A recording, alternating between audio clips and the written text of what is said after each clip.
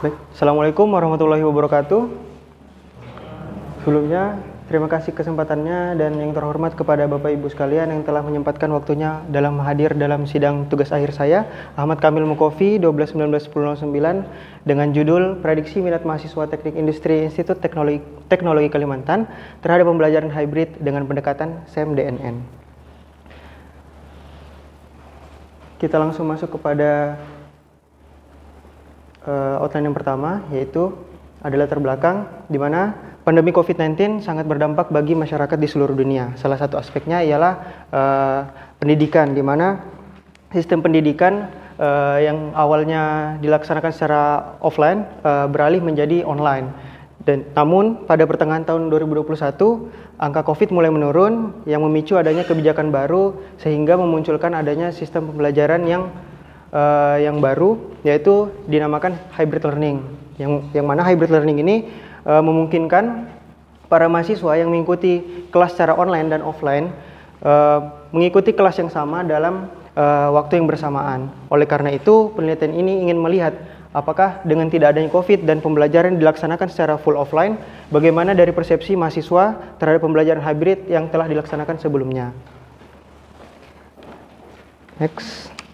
Selanjutnya ada tujuan penelitian, yaitu yang pertama untuk mengetahui model yang tepat dalam memprediksi minat mahasiswa terhadap pembelajaran hybrid. Yang kedua yaitu untuk mengetahui minat mahasiswa terhadap pembelajaran hybrid dengan pendekatan SEM-DNN. Selanjutnya ada batasan masalah. Yang pertama yaitu respondennya merupakan mahasiswa aktif Teknik Industri ITK yang pernah mengikuti pembelajaran hybrid. Dan yang kedua yaitu metode yang digunakan ialah Structural Equation Modeling dan Deep Neural Networks. Dan yang ketiga yaitu topik penelitian ini berfokus pada pembelajaran hybrid.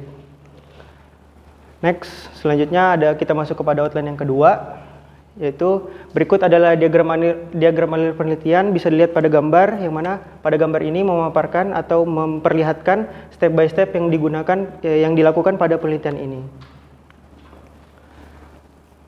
Selanjutnya ada model usulan yang digunakan pada penelitian ini yang terdiri dari 8 variabel dan juga 8 hipotesis, dan setiap hipotesisnya ini berasal dari sumber-sumber yang telah kami ambil. Selanjutnya ada variabel indikator, yang dimana variabel indikator ini merupakan pertanyaan yang kita masukkan ke dalam kuesioner yang telah disebarkan, dan untuk setiap variabel laten terdiri dari 3 indikator. Berikut untuk variabel indikator setiap variabel laten yang digunakan. Selanjutnya kita masuk kepada outline yang ketiga, yaitu ada pengumpulan data, yang mana pengumpulan data ini dilakukan dengan melakukan penyebaran kuesioner dan didapatkan untuk total responden sebanyak 195 responden dari total populasi 243 populasi. Bisa dilihat pada tabel data demografis dari para responden yang telah didapatkan. Selanjutnya, kami melakukan uji validitas dan reliabilitas dengan menggunakan 10% dari data total populasi yang kami dapatkan, dan di mana untuk uji validitasnya didapatkan nilai R hitungnya lebih besar daripada nilai R tabel, yang menandakan bahwa uji validitas ini atau data yang digunakan dapat dikatakan valid. Selanjutnya, pada uji reliabilitas didapatkan nilai Cronbach alpha di atas 0,6 yang menandakan bahwa data yang digunakan ini dapat dikatakan reliable.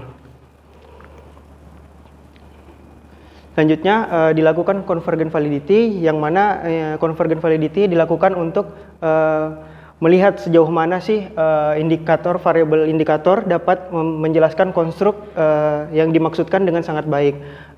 Pada convergent validity ini, pada tabel kita berfokus pada nilai AV, yang mana untuk nilai AV-nya ini harus lebih besar daripada 0,5, dan didapatkan untuk setiap konstruknya hasilnya yaitu di atas 0,5.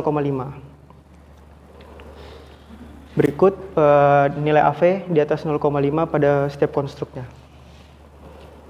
Selanjutnya dilakukan discriminant validity, yang mana tahapan ini dilakukan untuk memastikan bahwa variabel yang digunakan itu berbeda satu dengan yang lainnya. Ada kriteria pertama yaitu Fornell-Likar criterion, di mana untuk nilai yang di bold itu merupakan nilai akar kuadrat dari nilai AV yang didapatkan setiap variabel, dan nilai tersebut harus lebih besar daripada nilai korelasi nilai korelasi variabel tersebut dengan variabel lainnya. Bisa dilihat untuk yang tidak di bold itu merupakan nilai korelasi variabel dengan variabel lainnya. Selanjutnya ada kriteria yang kedua yaitu heterothread monothread ratio. Ada tabel HTMT di mana untuk pada tabel HTMT nilai HTMT ini harus lebih besar daripada harus lebih kecil daripada 0,9. Namun kami menemukan bahwa terdapat nilai yang melebihi dari batas, yaitu terdapat beberapa nilai yang melebihi dari batas. Meskipun begitu, peneliti melihat bahwa nilai yang didapatkan tersebut masih merupakan minoritas dari keseluruhan nilai HTMT yang didapatkan. Jadi konstruk tersebut masih dapat diterima. Selanjutnya pada metode SEM, yang pertama kami mendapatkan nilai koefisien untuk setiap jalur atau hipotesis yang digunakan, dan setiap jalurnya itu dapat dikatakan signifikan karena nilai p-value-nya di bawah 0,5 atau di bawah 0,01, dan didapatkan juga untuk model fit, ya, di mana untuk konseptual model yang digunakan ini merupakan model yang fit karena telah sesuai dari semua indikator yang didapatkan. Nilai indikator pada CFI didapatkan lebih dari atau sama dengan 0,9, dan untuk nilai RMSEA dan SRMR itu di bawah dari 0,08. Selanjutnya ada metode DNN, yang mana pada metode DNN ini terdapat sedikit modifikasi dari data yang digunakan, yang awalnya dari 5 kategori menjadi 2 kategori. Dan juga kami menggunakan 2 jenis model. Yang pertama ada model baseline, yaitu dengan menggunakan seluruh variabel yang ada, dan model alternatif itu menggunakan variabel yang memiliki nilai koefisien jalur yang tinggi, dan didapatkan untuk akurasi pada baseline model 82,4%, sedangkan pada model alternatif itu 73,2%. Berikut adalah gambaran dari model DNN, salah satu model DNN yang kami gunakan. Selanjutnya masuk ke kesimpulan dan saran. Pada kesimpulan, yang pertama didapatkan untuk konseptual model yang digunakan itu merupakan model yang tepat untuk melihat seberapa besar minat mahasiswa terhadap pembelajaran hybrid. Dan juga kami menemukan bahwa untuk setiap hipotesis yang digunakan pada penelitian ini itu dapat diterima dan mendapatkan hasil yang signifikan. Dan selanjutnya, yang kedua yaitu hasil prediksi menunjukkan bahwa mayoritas para responden memilih kategori setuju, dan pada baseline model didapatkan akurasi terbesar sebesar 82,4%.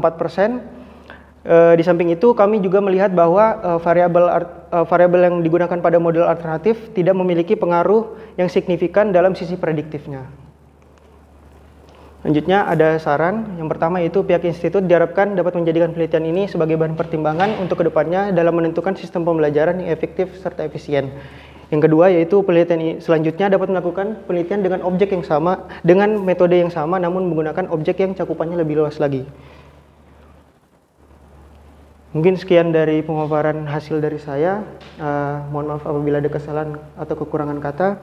Saya kembalikan lagi kepada Pak Alvin. Terima kasih.